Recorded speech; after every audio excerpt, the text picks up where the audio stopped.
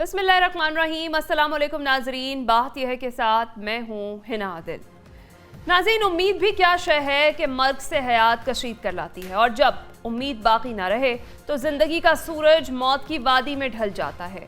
आज उम्मीद की जिस कदर ज़रूरत है, इससे पहले शायद इस शिद्दत से ना थी कि उम्मीद के पास भी वक्त बहुत कम है और उम्मीद ना उम्मीद ना हो जाए, बस इसी की उम्मीद लिए बैठे हैं। वतन अजीज़ में हालात ये हैं कि खौफ की चादर में अंदेशे पनप रहे हैं और हर सू बेयकीनी का राज है।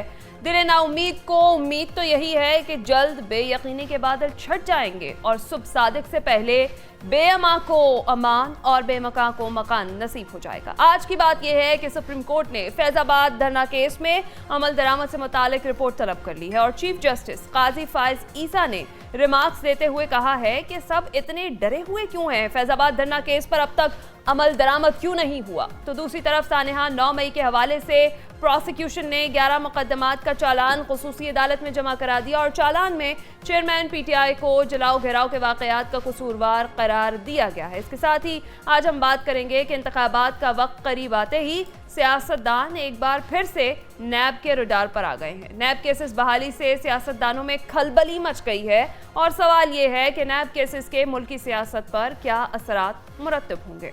इन तमाम टॉपिक्स पर आज हम बात करेंगे। हमारे साथ मौजूद होंगे इसार राना साहब, नसाब गसाब, रिजवान रजी साहब और हमें ज्वाइन करेंगे नाबिद साहब। मैं आगाज़ आपसे करूंगी। इसार राना साहब, आज जो चीफ जस्टिस की जानिब से इस्तिफसार किया गया, सवाल ही किया गया, सब इतना डरे हुए क्यों हैं और अभी तक फैजाबाद धरना केस पर अमल दरामद क्यों नहीं हो सका है, आप क्या राय रखते हैं? देखिए, बड़ी दिलचस्प बात यह कि अल्लाह अल्लाह करके आज विफाक और पीटीआई एक पेज पे तो आ गए और दोनों ने ही बैक वक्त दरखास्त वापस ली है। और जब ये तीनों दरखास्त वापस ली तो चीफ जस्टिस साहब का रिमार्क्स बड़ा दिलचस्प था कि सब इतने डरे हुए क्यों हैं। तो मेरा ख्याल है कि चीफ जस्टिस साहब बहुत बेहतर जानते हैं कि सब इतने डरे हुए क्यों हैं और कौन इसका डर है। लेकिन आज चीफ जस्टिस साहब ने एक बार फिर एक ऐसी बात जो लोग कहते हुए डरते हैं एक्सपोज जरूर की है। और मैं बंदयाल साहब का इसलिए भी बंदयाल साहब का कह रहा हूँ, काजी साहब का इसलिए भी बड़ा मैं फैन हूँ कि वो बहरहाल उन्होंने बाज़ जगहों पे खुद को ये साबित किया कि वो रवायत शिकन आदमी है। लेकिन मेरा रिक्वेस्ट उनसे ये है कि ये फैजाबाद धरना बड़ा इम्पोर्टेंट है और बिल्कुल उन्होंने ठीक किया। उन्होंने 15 जजों का भी जो किया वो भी बड़ा ठीक किया। लेकिन जो ये 24 करोड़ लोग हैं, ये तो इंतखाबात की राह तक रहे हैं जो आइन का सबसे इम्पोर्टेंट हिस्सा है। और पंजाब में केपीके में विफाक में इंतखाबात के हवाले से जो अब पंजाब में और केपीके में इंतखाबात नहीं, वो 11 महीने से हुकूमत जो है वो केयर टेकर चल रही है, जो आइन की सरीहन खिलाफ वर्जी है। तो चीफ जस्टिस साहब को चाहिए कि वो ये जाती दोनों चीज, क्योंकि जो पहला भी फुल बेंच था और ये उनकी दोनों केस उनकी जात से वाबस्ता हैं। तो बेहतर मेरी राय में ये है कि चीफ जस्टिस साहब बिल्कुल आइन के वो कानून के अदलिया के शेरशाह सूरी बने, मुझे बड़ी खुशी है। लेकिन जो 24-25 करोड़ लोगों का बुनियादी मसला है इंतखाबात, उसकी तरफ भी तवज्जो दें। वो जो केस पेंडिंग पड़े हैं उनकी तरफ तवज्जो दे के अपनी बहादुराना फैसलों, जैसे कि माजी में उनसे हम तवक्को करते हैं कि वो इंतखाबात के लिए भी कोई स्टैंड लेंगे। चले, बंदयाल साहब ने तो जो अदलिया को तकसीम किया और उन्होंने तो उनके ऊपर तो बड़ा सही इल्जाम है कि उन्होंने तकसीम किया, लेकिन वो तकसीम तो पहले दिन जब 15 जज इकट्ठे हुए थे तब भी नजर आ गई थी। तो मैं ये समझता हूँ कि काजी साहब थोड़ा सा एक कदम आगे बढ़े और इन फैसलों के साथ साथ अवामी जो फैसले हैं और जो आइन जिनकी तरफ देख रही है उस तरफ भी तवज्जो दें और उनके फैसले करें, ताकि हमें जरा पता चले कि वो भी किसी से नहीं डरते। बिल्कुल ठीक है। रजी साहब, आप क्या कहेंगे आज की समाअत पर और क्यों सब अपनी जो दरखास्तें वो वापस ले रहे हैं? पीटीआई का इसको भी एक बड़ा यू टर्न कहें? नहीं, मेरा नहीं ख्याल यू टर्न नहीं है, अगरचे वो यू टर्न को बहुत पसंद करते हैं और उसको अपनी बेसिक स्ट्रेटजी या पॉलिसी कहते हैं। मेरा ख्याल है उस वक्त जब ये फाइल हुए थे, अब देखें ना, सिर्फ पीटीआई ने ही विड्रॉ नहीं किया, बाकी अदारों ने भी, पेमरा ने भी विड्रॉ कर लिया है اور میرے پاس جس کے مطابق وزارت دفاع نے بھی وڈرا کیا ہے یہ والا ریویو جو ہے نظر ثانی. میدان کے اندر جو پارٹیاں نظر ثانی چاہتی ہیں وہ صرف 2 رہ گئی, ایک ایم کیو ایم اور ایک جناب شیخ رشید صاحب. اب شیخ رشید صاحب چونکہ اپنی ذات کے اندر انجمن ہیں اور اپنی ذات کے اندر پوری پارٹی ہیں اور پوری پارٹی ہی اندر ہوئی پڑی ہے, تو اس لیے ہو سکتا ہے اس لیے وہ اپنے وکیل کو ہدایت نہ جاری کر سکے ہوں, اور ایم کیو ایم جو ہے ان کا وہ بندہ جو کہ جس نے وہ فائل کی تھی ہو سکتا ہے وہ اب ایم کیو ایم میں نہ رہا ہو, تو اس لیے کچھ مسائل ہو سکتے ہیں. ادروائز جتنی بھی مین پارٹیز تھیں انہوں نے وڈرا کر لیا. ظاہر ہے پھر لازمی تھا کہ وہ پوچھتے کہ پھر اس پہ عمل درآمد کیوں نہیں ہوا. ایک بات یہ ہے کہ بہت ساری چیزیں 3 اکتوبر والا جو فل کورٹ ہونے جا رہا ہے اس کے ساتھ وابستہ ہیں, جو کورٹ کی آئندہ ورکنگ کے پیرامیٹرز کو طے کریں گی, کیونکہ اس کے اندر فیصلہ ہونا ہے. وہ procedures practice and procedure act کے اندر جو ترمیم آئی تھی اس کا فیصلہ ہونا ہے, اور فل کورٹ اس کے اوپر بیٹھی ہوئی ہے, اور اس کی نشریات بھی لائیو جانے کی جو ہے وہ شنید ہے. تو ایسی صورت کے اندر اس کے بعد پھر ہم دیکھ پائیں گے.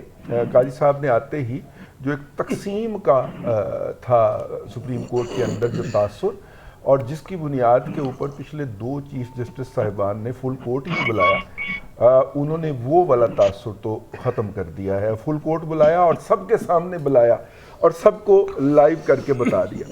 لیکن ایک اہم بات جو ہے وہ ہم اگر دیکھیں تو ایسے لگتا ہے کہ میاں محمد نواز شریف اور اس کا بیانیہ آج سپریم کورٹ میں پہنچے اور پہنچ کے پوری طرح گونجے. اچھا, اگرچہ یہ بات یہاں پہ بیٹھ کے کہنا اس دور کے اندر جب اسٹوڈیو میں مکے چل رہے ہوں اور دونوں طرف آپ نے میرے 2 دوست ایسے بٹھائے ہوئے ہیں, تو ایسی صورت میں کہنا جو ہے وہ خطرے سے خالی نہیں ہے. لیکن اگر غور کیا جائے تو آج عدالت کی آبزرویشن اور جس کے بارے میں ہمارے دوست فرماتے ہیں کہ میاں نواز شریف اپنے موقف سے یو ٹرن لے گئے, کیا اس کے اندر کوئی ریزمبلنس نظر آئی ہو؟ اگر آج محترم چیف جسٹس صاحب نے بھی یہی فرمایا کہ یہ مٹی ڈالو اور آگے چلو تو نہیں چلے گا, مٹی پاؤ اور آگے چلو تو نہیں چلے گا, یہ اس پر تو کچھ کرنا پڑے گا. یہی کچھ دیر پہلے جناب نواز شریف صاحب نے فرمایا تھا, اور پھر ہمیں بتایا گیا کہ کس طرح جناب شہباز شریف صاحب وہاں پہ پہنچے ہیں اور ان کو بیان واپس لینے کے اوپر آمادہ کیا ہے, اور بقول ان کے نواز شریف صاحب آمادہ ہو بھی گئے ہیں, اور بقول ان کے اس کے باوجود پاکستان نہیں آ رہے. لیکن آج وہی والی بات جو ہے حیرت انگیز طور پہ سپریم کورٹ کے اندر گونجی ہے, اور میں اس بات کی توقع کر رہا ہوں کیونکہ ماضی کی ہسٹری رہی ہے کہ اس بات کو بنیاد بنا کے سوشل میڈیا پہ جناب چیف جسٹس کے خلاف کب کمپین چلائی جاتی. ٹھیک ہے, واقعہ صاحب آپ کیا کہیں گے آج کی سماعت پہ اور جو چیف جسٹس کے ریمارکس رہے؟ دیکھیے, جو آپ نے سب سے بڑا اور حل کر رہی ہیں, اور اس کا تو کوئی جواب دینے کو تیار ہی نہیں ہے کہ آخر ڈرے ہوئے کیوں ہیں. اگر ہم تھوڑا سا ماضی میں چلے جائیں تو سن 2017 میں جو دھرنا ہوا تھا, اس پر فروری 2019 کو چیف جسٹس اس وقت تو نہیں تھے قاضی فائز عیسیٰ صاحب اور مشیر عالم صاحب نے ایک فیصلہ دیا تھا جس میں 17 پوائنٹ لکھے ہوئے تھے کہ فوج کے وہ لوگ جو سیاست میں ملوث ہیں یا جو نظر آ رہے ہیں, مختلف ایجنسیوں کی رپورٹس جو سامنے آئی ہیں, یہ نہیں ہونا چاہیے اور ان کے خلاف کارروائی کی جائے. یہی وہ مین بات تھی. اس میں باقی افسران بھی شامل تھے, خاص طور پر جو سابق ڈی جی ISI تھے جنرل فیض حمید, جنہوں نے اس معاہدے پر دستخط کیے تھے. اس پر اعتراض تھا قاضی فائز عیسیٰ صاحب اور مشیر عالم کو کہ یہ کام مسلح افواج کا نہیں ہے. اور اس کے بعد سب لوگوں نے دیکھا فیصلہ آ گیا, اور اس کے بعد اس پہ اعتراضات اور لوگوں نے اس کے بارے میں پٹیشن داخل کر دی. 4 سال گزر گئے, کسی کی جرت نہیں ہوئی. جسٹس عطا بندیال صاحب نے پورا عرصہ گزار دیا, لیکن اس پہ کوئی ہیئرنگ نہیں ہوئی. اور جیسے ہی قاضی فائز عیسیٰ صاحب جیسے ہی چیف جسٹس بنے ہیں, انہوں نے 1 ہفتے کے اندر ہیئرنگ شروع کر دی, جس کے بعد پورے ملک میں ایک تھڑتھلی مچ گئی. اور جتنے ادارے تھے, جس میں آپ دیکھ لیں پیمرا بھی تھا, اور وزارت دفاع تھا، انہوں نے بھی آ کے سارا کچھ انہوں نے کہا جی ہم اپنی تمام ریٹیں، تمام درخواستیں ہم واپس لے رہے ہیں. اور شیخ رشید صاحب کے جو وکیل ہیں انہوں نے کہا جی میں چونکہ صوبائی حکومت کا اب حصہ بن گیا ہوں لہذا ایز اے وکیل میں تو پیش نہیں ہو سکتا. کیا شیخ رشید کو اس کا پتہ نہیں تھا کہ وہ اب بن گیا ہے منسٹر اور وہ پیش نہیں ہو سکتا؟ اگر انہوں نے نیا وکیل کرنا ہوتا تو وہ ضرور کرتے. ابھی ایم کیو ایم تو سوچ رہی ہے کہ ہم نے کیا کرنا ہے، لیکن آپ یہ سمجھ لیں کہ یہ تمام جو درخواستیں ہیں یہ واپس ہو گئیں. اب خوف کیا ہے؟ اب خوف یہ ہے کہ جو آپ کے اٹارنی جنرل آف پاکستان ہیں انہوں نے بھری عدالت میں کہہ دیا ہے کھڑے ہو کے کہ حکومت پاکستان ان 17 نکات پر عمل کرے گی اور ان افسران کے خلاف کارروائی کرے گی. اور اس میں یہ واضح کیا گیا ہے، چیف جسٹس آف پاکستان نے کہا کہ یہ حکم ان افسران کے لیے تھا جو اس وقت آرمی چیف تھا یا اس وقت جو لوگ تھے ان کو ہم نے ہدایات جاری کی تھی. لہٰذا اب ظاہر ہے جو موجودہ حکومت ہے وہ جب اس پہ عمل درآمد کرے گی تو پھر ہلچل تو مچے گی نا پاکستان میں، پھر ترتھلی بھی مچے گی. آپ اب دیکھنا یہ ہے کس کس کے خلاف کارروائی ہوتی ہے. ایک آخری بات جی، یہ جو درخواستیں واپس لینے کا واضح مطلب ہے کہ جو اس وقت فیصلہ ہوا تھا اس کو قبول کر لیا گیا اور وہ تمام نکات پر حکومت اب عمل درآمد کرے گی. یہی تڑتھلی ہے اور یہی اس وقت اصل مسائل ہیں جو لوگوں کو درپیش آ رہے ہیں. میں ان لوگوں کی بات کر رہا ہوں جو اس میں ملوث تھے. صحیح ہے. سلمان عابد صاحب، چیف جسٹس صاحب کے اور بھی ایک سوال تھا، انہوں نے پوچھا کیا الیکشن کمیشن تب کنٹرول ہو رہا تھا اب ہو رہا ہے یا پھر ہمیشہ سے ہوتا ہے؟ دیکھیے پاکستان کے اندر جو ادارے ہیں یہ کوئی پہلی دفعہ تو کنٹرول نہیں ہو رہے نا. اگر آپ مختلف ادوار میں دیکھیں تو ہمارے اداروں کی خود مختاری، ہمارے اداروں کی شفافیت جو ہے اس پہ ہمیشہ سے سوالیہ نشان رہے ہیں. اس لیے محض الیکشن کمیشن کیوں، دیگر ادارے بھی شامل ہیں. اور دیکھیں نا دوسری بات یہ کہ جب انہوں نے سوال اٹھایا کہ خوف کس بات کا ہے، خوف تو اس ملک کی پوری عوام کو ہے. غربت کا خوف ہے، سیاسی پسماندگی کا خوف ہے، معاشی پسماندگی کا خوف ہے، بے روزگاری کا خوف ہے، یہ افراتفری انسرٹنٹی جو اس وقت ہے اس کا خوف ہے. لوگوں کو تو سمجھ نہیں آ رہی کہ اس وقت پاکستان جس طرح سے چلایا جا رہا ہے کیا یہ چل سکے گا. یہاں فکری آزادیاں، یہاں میڈیا کی آزادیاں، یہاں انسانی حقوق، یہاں سیاسی سماجی حقوق، کون سی چیز ہے جس کے اوپر ہم صحیح ٹریک کے اوپر ہیں؟ اس لیے خوف تو پورے پاکستان کے اندر موجود ہے اور وہ صرف عوام کے اندر نہیں ہے، عوام کے سمیت اداروں کے اندر بھی ہے، سیاستدانوں کے اندر بھی ہے، صحافیوں کے اندر بھی ہے. ہر شعبے میں چلے جائیں وہاں پہ آپ کو ایک خوف کی کیفیت نظر آ رہی ہے. تو اس خوف کی کیفیت کو اگر وہ نکالنا چاہتے ہیں تو یقینی طور پہ وہ نکال سکتے ہیں، بڑے فیصلے کر سکتے ہیں. وہ فیصلے جو ماضی میں نہیں ہو رہے تھے اب کر کے دکھائیں، کیونکہ ماضی کے اندر تو جو عدالتوں نے فیصلے کیے اس پہ عمل درآمد بھی نہیں ہو سکا اور نہ کسی کو فکس کیا گیا ان فیصلوں پہ عمل درآمد نہ کرنے پہ. اب یہ کریں، بالکل کریں. اور یہ جو بھی واگا صاحب نے بات کی ہے چلیں ہم بھی دیکھتے ہیں کتنا عمل درآمد ہوتا ہے، کتنے لوگ پکڑے جاتے ہیں، کن کو اکاؤنٹیبل کیا جاتا ہے، کن کو فکس کیا جاتا ہے، کتنے لوگوں کو جواب دہ بنایا جاتا ہے. بہت اچھی بات ہے اگر ایسا ہو جائے، لیکن اتنی خوش فہمیاں ہمیں اپنی پاکستانی سیاست کے اندر پالنی نہیں چاہیے اور اتنی جلدی، کیونکہ ابھی تو بہت سی چیزیں آگے آنی ہیں. دوسری بات یہ ہے کہ دیکھیے بات یہ ہے، بڑی سمپل سی بات ہے، پاکستان کی جوڈیشری کسی ایک فرد کے اوپر نہیں بیس کرتی. پاکستان کی جوڈیشری ایک انسٹیٹیوشن کے طور پہ آپریٹ کرتی ہے. اس کے اندر کافی ججز بیٹھے ہوئے ہیں. ابھی انہوں نے کہا کہ کوئی تقسیم کو جو ہے اس کو اثر کو ختم کرنے کی کوشش کی ہے. بہت اچھی بات ہے اگر ایسا ہو رہا ہے، لیکن یہ تقسیم اتنی آسانی سے ختم ہو جائے گی کہ ادھر سے چیف جسٹس بدلیں گے اور ادھر سے چیف جسٹس کے بدلنے سے تقسیم ہو جائے گی. آپ نے اگر پچھلے پروسیڈنگ دیکھی ہو تو آپ نے دیکھا ہوگا جسٹس منیب کا، جسٹس اعجاز الحسن کا، جسٹس عائشہ کا اور باقی لوگوں کا. اس لیے یہ تقسیم بھی ابھی اتنی جلدی ختم ہونے والی نہیں ہے. یہ ڈیپینڈ کرے گا کہ ہم جوڈیشری کو کتنا انسٹیٹیوشنل چلاتے ہیں، کتنا کانسٹیٹیوشنل چلاتے ہیں. اور یہ جو اس وقت کانسٹیٹیوشنل وائلیشنز ہو رہی ہیں، چاہے وہ الیکشن کے حوالے سے ہے، چاہے وہ ہیومن رائٹس کے حوالے سے ہے، خود عدالتی فیصلوں کی جو بے توقیری ہو رہی ہے اس کی بھی ذمہ داری اس وقت پڑتی ہے نا عدالت کے اوپر کہ وہ کتنی ان کی پاسداری کرواتے ہیں، کتنا ان لوگوں کو اکاؤنٹیبل کرتے ہیں جو عدالتی فیصلوں کا مذاق اڑا رہے ہیں، جو تضییق کر رہے ہیں. تو اس لیے مجھے لگتا ہے کہ کھیل جو ہے اس کے اندر تو ابھی بہت کام کرنا باقی ہے اور یہ اتنی آسانی سے کام ہونے والا نہیں ہے. اس میں ہمیں بڑا زبردست طریقے سے ایک افرمیٹو ایکشن کے تحت سارے فریقوں کو بیچ میں جوڑ کے ایک بڑی پلاننگ بنانی پڑے گی جس کے ذریعے اس ملک کے اندر آئین اور قانون کو بالادستی ہونی چاہیے، افراد کو بالادستی نہیں ہونی چاہیے، شخصیات کو بالادستی نہیں ہونی چاہیے، آئین کی بالادستی ہونی چاہیے. اسی کو بنیاد بنا کر آگے بڑھنا پڑے. بس ایک فکرہ لے جی ایک چیز جو میں بتانا چاہتا ہوں کہ آج جو ہیئرنگ ہوئی ہے وہاں جو چیف جسٹس نے باتیں کی ہیں اور جو آبزرویشن دی ہیں وہ سننے والی تھیں. انہوں نے کہا کہ یہ کس نے پٹیشنز داخل کروائیں اور کون ان کو بیک اپ کر رہا تھا اور 4 سال اس کی ہیئرنگ کس نے نہیں ہونے دی. اب بہت ساری چیزیں کھلیں گی اور بہت ساری چیزیں انفولڈ ہو کے سامنے آئیں گی. آپ کے سوال کا جواب کہ یہ جو خوف انہیں نظر آیا ہے یہ خوف انہوں نے خود دور کرنا ہے اپنے فیصلوں کے ذریعے اور عدلیہ کو صحیح طریقے سے آئینی طریقے سے اور جیسے کہ سلمان عابد نے کہا کہ ادارہ جاتی طور پہ چلا. ٹھیک ہے, بالکل ٹھیک ہے. بریک کا وقت ہو گیا ہے, بریک پر جائیں گے, جب واپس آئیں گے بات کریں گے ثانیہ 9 مئی کے حوالے سے. پروسیکیوشن نے جو 11 مقدمات کا چالان عدالت میں جمع کرا دیا ہے اور چیئرمین پی ٹی آئی کو چالان میں جلاؤ گھراؤ کے واقعات کا قصوروار ٹھہرایا گیا ہے. پاکستان تحریک انصاف کی سیاست کا مستقبل کیا ہونے جا رہا ہے, اس پر ہم بات کرتے ہیں اس بریک کے بعد.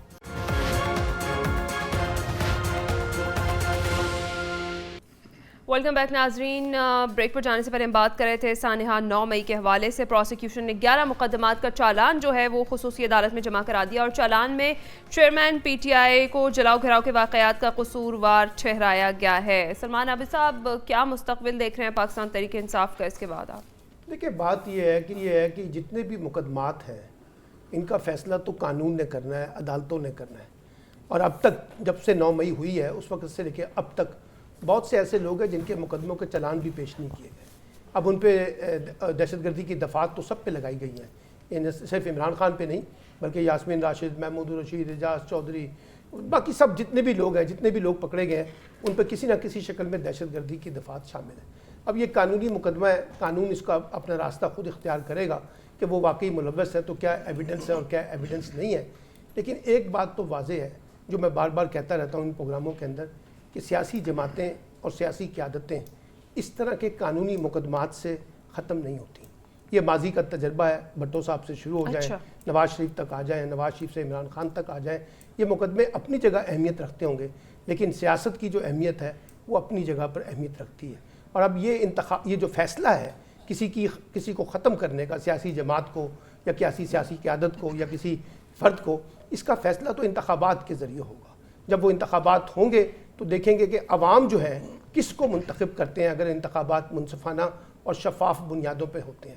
اور اگر انہوں نے 9 مئی کی بنیاد کے اوپر پی ٹی آئی کو ووٹ نہ دیا تو یہ فیصلہ بھی سب کو ماننا پڑے گا. اور اگر انہوں نے ووٹ دیے عمران خان کو تو یہ فیصلہ بھی سب کو ماننا پڑے گا, پی ٹی آئی کو اگر ووٹ ملتے ہیں. تو میرا خیال ہے کہ اب یہ معاملہ جیسے جیسے ہم الیکشن کی طرف بڑھ رہے ہیں اور جیسے ہم کل بھی کہہ رہے تھے کہ الیکشن کا ماحول جو ہے وہ ابھی نہیں بنا, اور جیسے الیکشن کا ماحول بنے گا تو پھر یہ قانونی مقدمات اپنی جگہ, لیکن پھر سیاست جو ہے وہ بالادست ہو جائے گی اور سیاسی فیصلے جو ہے وہ ہوں گے اور دیکھنا ہوگا کہ کس کی طرف پڑ رہا جو ہے انتخابات کا, اس کے نتائج کا وہ جاتا ہے. لیکن اب پی ٹی آئی کے اندر اگر چند لوگوں پر آپ پابندی لگا دیں گے کہ وہ الیکشن نہیں لڑ سکتے کیونکہ ان کے اوپر مقدمے ہیں, دفعات ہیں, تو اور ان کے متبادل بہت ہیں. یہاں تو ہر سیاسی جماعت کے پاس تو جو پھر لیول پلینگ فیلڈ والی بات ہو رہی تھی وہ تو پھر ٹھیک ہو رہی تھی. لیکن لیول پلینگ فیلڈ کیا ہے؟ ابھی تک تو یہ کہا جا رہا تھا کہ پی ٹی آئی کو شاید الیکشن لڑنے کی اجازت نہیں ملے گی, پھر یہ کہا گیا کہ ان کا انتخابی نشان بلہ نہیں ہوگا, پھر یہ کہا گیا کہ عمران خان کو الیکشن لڑنے کی اجازت نہیں ہوگی, پھر یہ کہا گیا کہ عمران خان جیل سے باہر نہیں آئیں گے. اب یہ بات دیکھیے نا صرف پی ٹی آئی تک محدود نہیں رہی, جیسے میں نے اس دن بھی کہا تھا کہ اب پیپلز پارٹی یہ بات کر رہی ہے کہ لیول پلینگ فیلڈ کی بات, M Q M level playing field کی بات کر رہی ہے. پرسوں ایمل ولی خان جو ہے انہوں نے یہ سوال اٹھایا ہے لیول پلینگ فیلڈ کا. تو سیاسی جماعتیں تو بات کریں گی نا, کیونکہ ابھی تک ہمارے ہاں لیول پلینگ فیلڈ کے تحت تو اب بڑی دور کی بات ہے, کوئی ابھی تو انتخابی ماحول ہی نہیں شروع ہو پا رہا, اور ابھی انتخابی عمل شروع ہوگا تو یہ ڈٹرمن کرے گا کس جماعت کو کس جگہ پر کتنی سپیس دی جاتی ہے اور کتنی سپیس نہیں دی جاتی. وہاں یہ ڈٹرمن ہوگا کہ کس کے لیے لیول پلینگ بہت زیادہ ہے اور کس کے لیے لیول پلینگ کو جو ہے نا وہ سکیڑ دیا گیا یا ان کو محدود کر دیا گیا یا دیوار سے لگا دیا گیا ہے.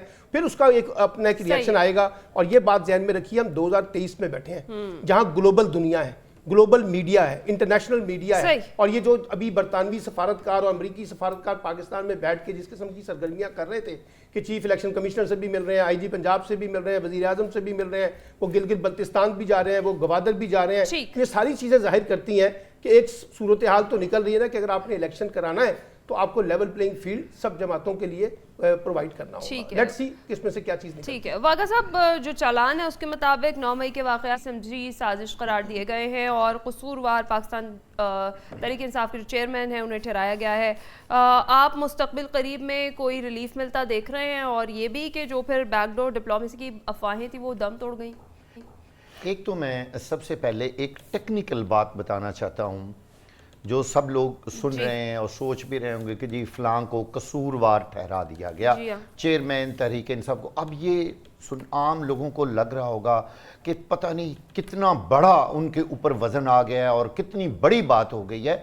मैं लोगों को ये बताना चाहता हूँ कि पुलिस और दूसरे जो इन्वेस्टिगेटिव इदारे हैं, ये जो भी इस तरह के कसूरवार और बेकसूर लिख के अदालतों को भेजते हैं, अदालत सबूत और गवाह मांगती है। याद रखिएगा, अगर कोई शख्स चाहे वो 302 का मुजरम ही क्यों ना हो, अदालत ने हमेशा गवाहों और सबूतों की बिना पर फैसला करना है। इनके गुनाहगार होने से कोई फर्क नहीं पड़ता। आप याद रखिएगा, आप देखें कि इस वक्त हजारों लाखों केसेस ऐसे हैं जिनमें लोग बरी हो गए और उन पर बड़ा मजबूत चालान उनका पेश किया गया था और बहुत सारे झूठे गवाह और बहुत सारी चीजें वहां, लेकिन अदालत में जाके दूध का दूध और पानी का पानी हो जाता है। एक बात तो मैं आपको यही बता दूं कि ये जो कसूरवार ठहराया गया, आपको बहुत बड़ी बात है। ये किसी के लिए भी, मैं को किसी एक बंदे की बात नहीं कर रहा, ये अगर दूसरी पॉलिटिकल पार्टीज के सरबराहों या लोगों के बारे में इस तरह के फैसले कानून नाफिज करने वाले इदारे करते हैं तो उनकी कोई वैल्यू नहीं। अदालत को गवाह और सबूत चाहिए। जी बिल्कुल, वो सबूत और गवाह चाहिए। अच्छा, अब देखना यह है कि इसका पीटीआई पे क्या असर पड़ता है। मैं आपको पूरे यकीन से कह रहा हूं, इसका पीटीआई और उसकी सियासत पर 1% भी असर नहीं होगा। वो सारा कुछ वहीं का वहीं चलेगा, उसी तरह वो इलेक्शन भी लड़ेंगे अगर इलेक्शन कमीशन ऑफ पाकिस्तान ने उनको इजाजत दी। अब भी सलमान आबिद साहब ने बिल्कुल वो बड़ी अच्छी बात की और मैं वही कहने वाला था, भाई अगर तो इस पूरे निजाम में चले लड़ने की इजाजत मिल जाती है, कैंडिडेट्स मिल जाएंगे बहुत सारे, तो फसली बटेरे आप देखिएगा 10 लोग बैठे हुए हैं टिकट लेने वाले। मैं आपको यही बताने लगा था कि अब इतना कुछ जो बताया गया जी, कसूरवार भी हो गया, 9 मई का भी कर दिया, उनके ऊपर जो कुछ फिट होता था वो कर लिया। अगर फिर भी इलेक्शन नहीं हो रहे और नहीं करवाए जा रहे तो उसके पीछे वजह क्या है? अगर तो अवाम इन बातों को मान रही है तो फिर वो वोट इनको नहीं देंगे, और अगर अवाम ने इनकी बातों का असर नहीं लिया, अगर इस वक्त कोई ये शख्स कहे ना कि अवाम में शायद इतना शऊर नहीं है, तो ये जहन से बात निकाल दें। मैं ऐसे गांव के लोगों को जानता हूं, बूढ़े बाबे जिन्होंने जिंदगी में एक किताब एक लफ्ज नहीं पढ़ा, उनमें भी बहुत शऊर आ गया है। वो ये समझेंगे कि हमने नून लीग की तरफ जाना है, हमने पीपल्स पार्टी की तरफ जाना है, हमने पीटीआई की तरफ जाना है, हमने जेयूआई की तरफ जाना है। यकीन करें, ये जो एक तासुर था ना मेरे समेत बहुत सारे लोगों में कि हमारे लोग जो हैं वो शायद पढ़े लिखे नहीं हैं, उनमें सियासी शऊर नहीं है। कि अवाम में शऊर आ गया है, अवाम में बहुत ज्यादा शऊर आ गया और रिजल्ट से पता चल जाएगा लोगों ने इनकी ये बातें मानी है या नहीं मानी। ठीक है, रजी साहब आप क्या देख रहे हैं पाकिस्तान तहरीक इंसाफ का सियासी मुस्तकबिल? देखिए, सियासी मुस्तकबिल तो हर पार्टी का जो होता है वो वोटर तय करता है और वोटर को अपनी राय के इजहार का मौका मिलता है। ये तो इलेक्शन होगा तो पता चलेगा ना, ये तो इलेक्शन होगा, वरना तो सर्वे तो रोजाना होते हैं, हर पार्टी करवाती है और उसके नताइज जारी करती है। वो फरहान विरक साहब भी करवाते फिर रहे होते हैं सर्वे, वो कुछ और नताइज बता रहे होते हैं। देखिए, मुझे ये जो चलान है इनके सबमिट होने से पता नहीं क्यों एक हल्का सा इत्मीनान हुआ है, क्योंकि कम से कम ये हजरात जो हैं इनके मुकदमा जिनके खिलाफ चलान सबमिट हो गए, हो सकता है मेरी अंडरस्टैंडिंग दुरुस्त ना हो, लेकिन मेरी ये अंडरस्टैंडिंग है कि कम से कम ये इनके केसेस मिलिट्री कोर्ट में तो नहीं जा रहे ना। जब प्रोसिक्यूशन ने चलान सबमिट कर दिए तो इसका मतलब ये है कि अब ये एंटी टेररिस्ट कोर्ट में ही जाएंगे ना, तो जो कि भारत मिलिट्री कोर्ट तो नहीं है। तो ये एक इत्मीनान की बात भी मुझे लगी। हो सकता है मैंने कहा मैं बाद में गलत साबित हो जाऊं। 102 लोग साहब अलग है, ये 102 लोगों में शामिल नहीं है, ध्यान में रखिएगा जी। ठीक, वो 102 लोग अलग है जिनके मिलिट्री चले, कम से कम ये तो नहीं ना जा रहे उधर, ये तो नहीं ना जा रहे। ये एक इत्मीनान की बात हो गई, पहली बात तो ये है। दूसरी बात ये है कि ये वही प्रोसिक्यूशन है जिन्होंने जब इब्तदाई चलान पेश करने शुरू किए थे तो पीटीआई के लोग फ्रीक्वेंटली रिहा होने शुरू हो गए थे। वो जब अदालत के पास चालान लेके जाते थे तो अदालत उनका चालान उठा के बाहर मारती थी और FIR क्वैश कर देती थी, ठीक है। और मेरी एक आध ऐसे जो जज साहब जिन्होंने ये फैसला दिया था, मेरी उनसे बात भी हुई इस हवाले से एक निजी महफिल के अंदर, तो उन्होंने कहा कि प्रोसिक्यूशन इतनी नालायक है या वो बदनीयत है कि वो उन क्लास को ही उसके अंदर इन्फोर्स नहीं कर रही या इंक्लूड नहीं कर रही। जब पर्चे झूठे हों और सबूत वगैरह ना हो तो फिर प्रोसिक्यूशन के ऊपर ही सारा कुछ आ जाता है। भाई प्रोसिक्यूशन फिर भी तो उसके ऊपर को फुल बूटी कर देती है ना। कितना का फुल बूटी करेंगी, ठीक है ना, तो कितना का कर लेंगे, वो कर लेते हैं ना। मेरे खिलाफ झूठा मुकदमा है, मैं पिछले 4 साल का अदालत भुगतन दिया, लेकिन बात यह है कि वो हो जाता था।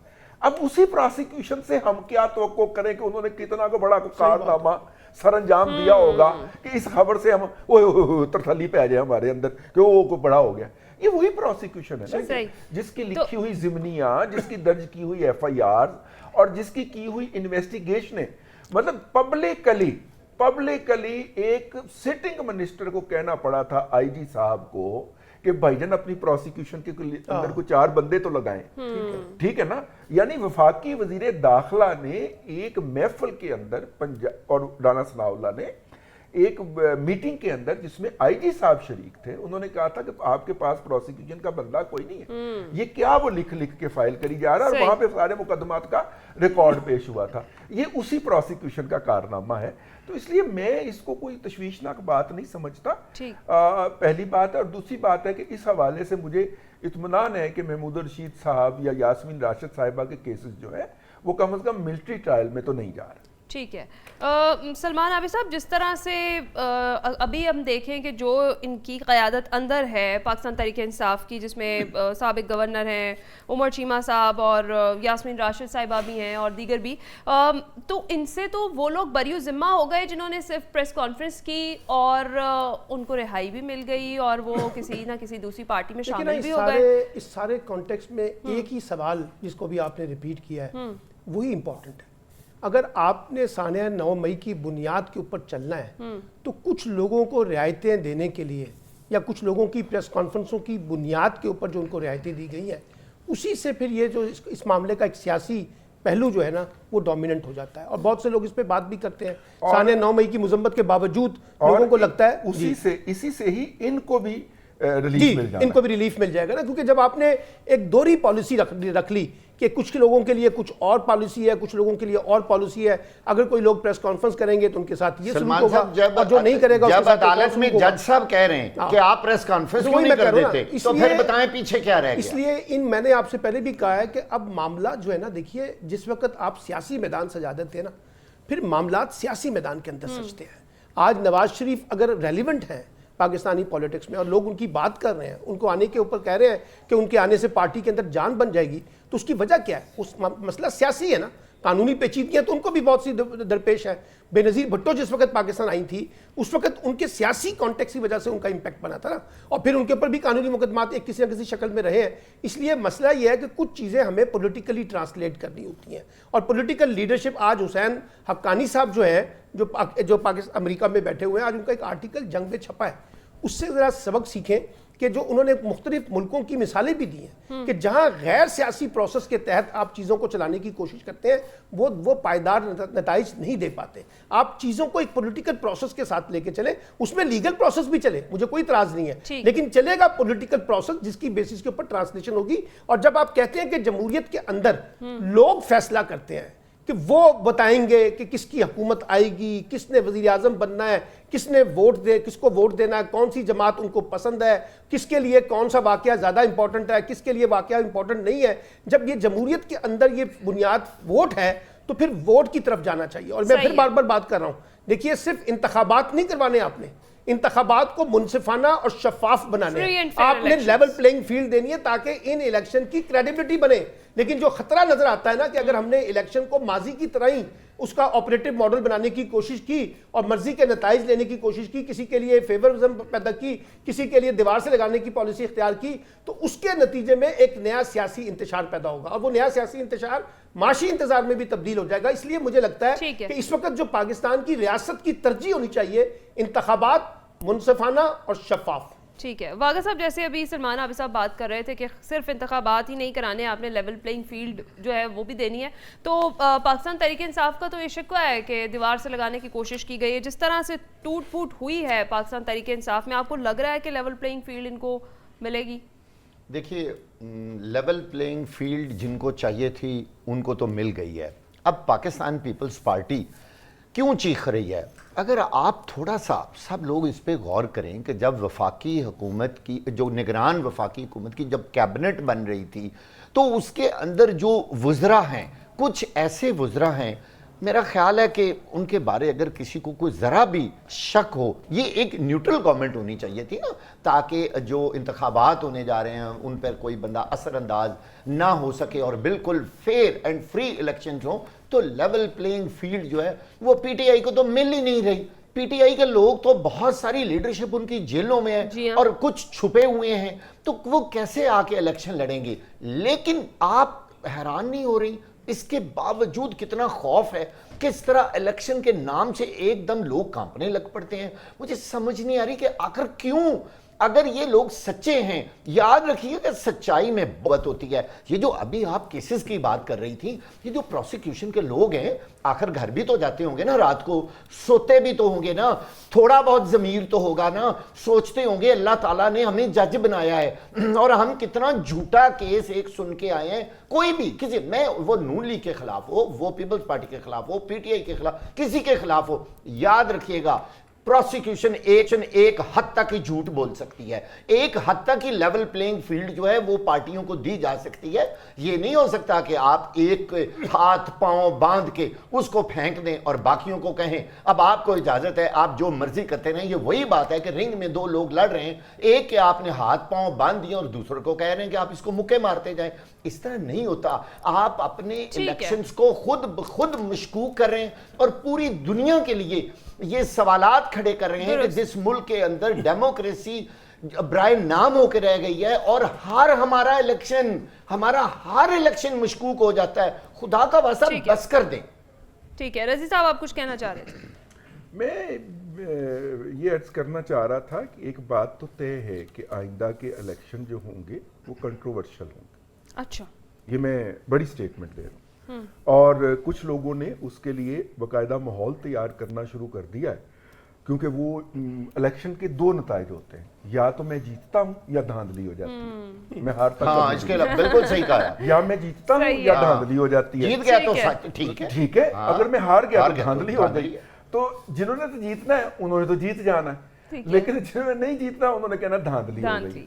اس وقت مجھے یہ لگتا ہے، اور میں ایمانداری سے یہ سمجھتا ہوں، اس وقت یہ اس چیز کی مینجمنٹ ابھی سے شروع ہو گئی ہے کہ دھاندلی کے نتیجے میں کچھ لوگوں نے جلسے کرنے ہوں گے، کچھ نے جلوس نکالنے ہوں گے، کچھ نے لانگ مارچ کرنے ہوں گے، کچھ نے ریلیاں کرنی ہوں گی. انہوں نے بندہ کوئی نہ لبے یہ کام کرنے کے لیے. اب یہ جو فلاں کی پروسیکیوشن ہو گئی، فلاں کی ایف آئی آر ہو گئی، فلاں اندر چلا گیا، فلاں باہر آ گیا، اس پروسیس کے ذریعے مجھے یہ لگتا ہے، آئی مے بی رانگ، لیکن اس بات کا اہتمام کیا جا رہا ہے کہ اس احتجاج میں پھر اتنے ہی لوگ آئیں جتنے لوگ جو تھے وہ عمران خان صاحب کی وہ اس کے اوپر وہ پھول پھینکنے کے لیے. اسحار رانا صاحب کو شامل گفتگو کرتے ہیں. اسحار رانا صاحب، آپ کیا دیکھ رہے ہیں؟ کیا انتخابات سے پاکستان تحریک انصاف کو کوئی ریلیف ملتا دیکھ رہے ہیں آپ؟ دیکھیں، جہاں تک ریلیف ملنے والی بات ہے نا، تو یہ تو اب عدالتوں کے اوپر ڈیپینڈ کرتا ہے کہ وہ کیا فیصلہ کرتی ہیں اور کیا ان کا وہ پی ٹی آئی کے لیے اور عمران خان کے لیے ان کا وہ کیا سیاسی مستقبل طے کرتی ہیں. لیکن میں نے ماضی میں دیکھا ہے کہ نواز شریف صاحب کے اوپر بھی ایسے طیارہ کیس بنا تھا اور آلموسٹ اسی طرح کے الزامات تھے. پیپلز پارٹی پر ذوالفقار کیس بنا تھا، آلموسٹ اسی طرح کے الزامات تھے. تو سیاسی قیادت کو اس طرح کے امتحان تو آتے رہتے ہیں اور پھر یہ طے کرنا ہوتا ہے کہ ان کی جو سیاسی نظریہ ہے وہ کتنا مضبوط ہے، انہیں کس حد تک زندہ رکھتا ہے. تو مجھے تو فی الحال کوئی ریلیف ملتا ہوا نظر نہیں آ رہا، کیونکہ جہاں پہ ایک طرف عمران خان اور ان کی جو پارٹی ہے ان کے خلاف 9 مئی کے حوالے سے سارے ثبوت کٹھے ہو رہے ہیں، وہاں مجھے ہنسی آتی ہے کہ اس ملک کے اندر नवाज शरीफ साहब जमानत पे हैं, शहबाज शरीफ साहब जमानत पे हैं, खाकान अब्बासी जमानत पे हैं, ख्वाजा आसिफ जमानत पे हैं, सलमान शहबाज जमानत पे हैं, हमजा शहबाज जमानत पे हैं, इसहाक डार जमानत पे हैं। एक जमानती पार्टी के लिए इतना इस्तकबालिया इकट्ठा हो रहा है और रियासत जो है आंखें मीच के बैठी हुई है। मुझे तो शर्म आती है कि हमारे रियासती जो हमारे अदालतें हैं, हमारे इंसाफ के जो इदारे हैं, क्या पाकिस्तानियों को मैसेज देना चाह रहे हैं कि इसमें ताकतवर जो है वो पूरी पार्टी जमानत के ऊपर है और उनके ऊपर भी बड़े संजीदा किस्म के इल्जामात हैं, लेकिन वो पूरी पार्टी जमानत पे और पूरी खुल के सियासत कर रही है। और उनके अब बेटी कहती है कि भैया साहब आएंगे तो तलुए सूरज हो, तलुए आफ्ताब होगा। तो मैं अक्सर सवाल करता हूँ तो कि ये अवाम जो है कि ये गरूब आफ्ताब है या ये कोई काली अंधेरी है, या इनकी किस्मत में सिर्फ अंधेरा लिखा है और इनके सरों के ऊपर वो लोग जिनको अदालतों ने सर्टिफाइड कहा कि ये नासादिक है, ना अमीन है, जिन्हें 13-13 साल की सजाएं हुई भी, वो इस मुल्क पे रूल कर रहे हैं और वो उनके इस्तकबाल की तैयारियां हो रही हैं। तो क्या किसी और मुलजिमों और मुजरिमों को भी इस तरह का मौका मिल जाएगा जिन्हें अदालतों से सजा हुई है और वो कहें कि हमें पकड़ के दिखाओ और हम मुल्क के अंदर जो है आएंगे और धड़ल्ले से आएंगे? और एक तरफ जो है आप एक पार्टी को कुचले जाएं, 14-14 दफा जमानतें उनकी हों और उन क्या सियासी मुस्तकबिल फिर आप देख रहे हैं पाकिस्तान तहरीक इंसाफ का? जो मुझे तो हालात नजर आ रहे हैं, मुझे तो ये आ रहा है मियां दे नारे बजनगे और सजना है महफिल असा तेरे लिए सजाई है, वो आ जा और इमरान खान जो है वो अपने किए की सजा भुगतेंगे जो माजी में बाकी लोग भुगतते रहे। बिल्कुल ठीक है। नाज़रीन, ब्रेक का वक्त हुआ है, ब्रेक है और ब्रेक के बाद जब वापस आएंगे तो बात करेंगे कि इंतखाबात का वक्त करीब आते ही सियासतदान एक बार फिर से नैब के रडार पर हैं। नैब केसेस के मुल्की सियासत पर क्या असरात मुरतब होंगे, इस पर बात करेंगे इस ब्रेक के बाद।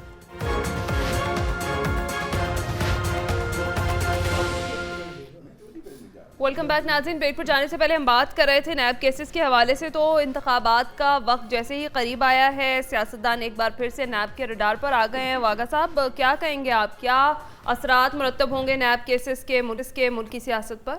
देखिए, मुस्लिम लीग नून के जो लोग हैं वो मियां नवाज शरीफ को ये कह रहे हैं कि जो वादा किया वो निभाना पड़ेगा, रोके दवाई चाहे नैब तुमको आना पड़ेगा। अच्छा, ये इस वक्त सूरत हाल है कि मुस्लिम लीग नून के जो लोग हैं वो बार बार उनके जो वर्कर्स हैं, ख़ास तौर पर वोटर्स हैं, वो इस चीज़ पर बज़िद हैं कि जो 21 तारीख अगले महीने की मियां साहब ने दी है उस पर आना होगा।